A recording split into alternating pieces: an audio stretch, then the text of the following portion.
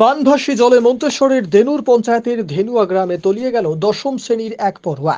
রবিবার দুপুরে এমনই এক ঘটনাকে কেন্দ্র করে ব্যাপক চাঞ্চল্য ছড়ায়।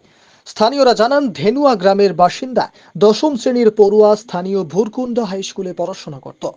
এদিন 15-16 জনের বন্ধু স্থানীয় গ্রামের ছেলেদের সঙ্গে গ্রামে বন্যার জল দেখতে যায় সূর্য ঘোষ। তাদের সঙ্গে স্নান করতে গিয়ে গ্রামের একটি ফুটবল মাঠের থেকে কিছুটা দূরে থাকা একটি খালের কাছে চোখের নিমেষে সে বন্যার জলের স্রোতে তলিয়ে যায়।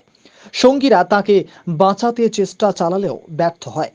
খবর পেয়ে ঘটনাস্থলে যায় মন্তেশ্বর থানার পুলিশ প্রশাসনের কর্তারা। নামানো হয় নৌকা। কালনা থেকে ডুবুরি আনা হচ্ছে বলে জানা গিয়েছে। নাম ধেনুয়া গ্রামের রবীন্দ্র ঘোষ, বাবার নাম, ছেলেটার নাম সূর্য ঘোষ। আমরা সবাই মিলে চান করতে গেছিলাম বানে, দিয়ে বানেতে তলিয়ে গিয়েছে। আমরা সবাই মিলে চেষ্টা করেছিলাম আটকাতে পারিনি। জলের তলাতে চলে গেছে, এখনো চলে গেছে, এখনো পর্যন্ত খুঁজে পাওয়া যায়নি তাকে। এখনো তদন্ত চলছে খোঁজার জন্য, পুলিশ এসে। আমরা সবাই এখনো খুঁজছি, গোটা গ্রামের মানুষ সবাই মিলে এসে খুঁজছি, তাহলেও খুঁজে পায়। এখনো তাকে খুঁজে পাওয়া যায়নি। গ্রামে মাঠে বন্যা এসেছে, গাদা ছেলে সেই বন্যায় চান করতে এসেছিল। চান করতে আসার ফলে রবি ঘোষের ছেলে, ওই বাচ্চা ছেলে সাঁতার কাটতে কাটতে, ওই 4-5 জন 6 জন 8 জন সাঁতার কাটতে কাটতে হঠাৎ করে ও ভেসে যায়। ভেসে যাওয়ার কারণে আমরা সারা গ্রামের মানুষ সেই জায়গায় সন্ধান করি।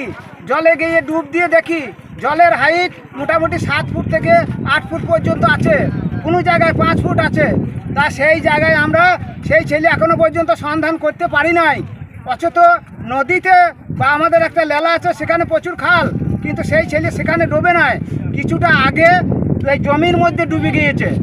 আমরা সারা গ্রামের লোক সেইখানে সন্ধান করতে পারি নাই। ধেনুয়া গ্রামে রবীন্দ্রনাথ ঘোষের ছেলে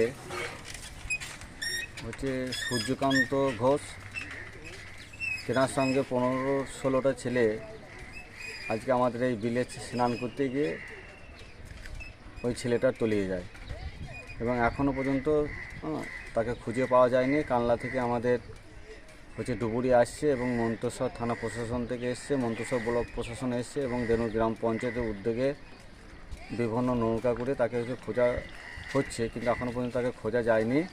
কালনা থেকে আমাদের হচ্ছে ডুবুরি আসছে এবং হচ্ছে আমরা খোঁজার চেষ্টা করছি।